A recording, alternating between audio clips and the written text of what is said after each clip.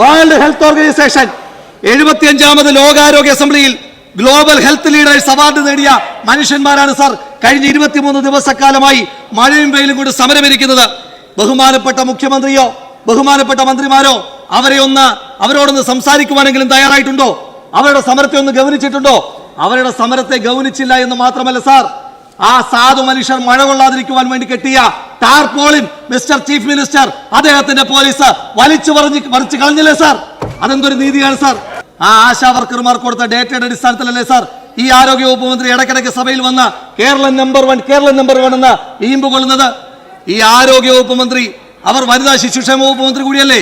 ഇത്രയേറെ വനിതകൾ അവിടെ സമരം ചെയ്തിട്ട് ആ വനിതകളോടൊന്നും സംസാരിച്ചില്ല എന്ന് മാത്രമല്ല സാർ, ആ വനിതകൾ, ആ സമരം ചെയ്യുന്ന സാധു മനുഷ്യർ അവർ ഈ ആരോഗ്യ വകുപ്പ് മന്ത്രിയെ കാണുവാൻ, അവർ തന്നെ പറഞ്ഞത് ഈ ആരോഗ്യ വകുപ്പ് മന്ത്രിയെ കാണുവാൻ ആരോഗ്യ വകുപ്പ് മന്ത്രിയുടെ വീട്ടിൽ പോയപ്പോൾ വീട്ടിൽ വരണ്ട, ഓഫീസ് ടൈമിൽ ഓഫീസിൽ വരാൻ ആവശ്യപ്പെട്ടു സാർ ആരോഗ്യ വകുപ്പ് മന്ത്രി.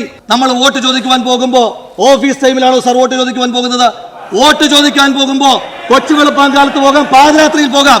പക്ഷെ വോട്ട് കിട്ടി ജയിച്ചതിന് ശേഷം ആ സാധു മനുഷ്യർക്ക് ഒരാവശ്യം വന്നാൽ ആ ആവശ്യം നടപ്പിലാക്കണമെങ്കിൽ ഓഫീസ് ടൈമിൽ വരണമെന്ന് പറഞ്ഞാൽ ബഹുമാനപ്പെട്ട ആരോഗ്യ വകുപ്പ് മന്ത്രി അങ്ങേക്ക് ആ ഓഫീസ് അധികം നാൾ ഉണ്ടാകില്ല എന്ന് ഒന്ന് ഓർക്കുന്നത് നന്നായിരിക്കും.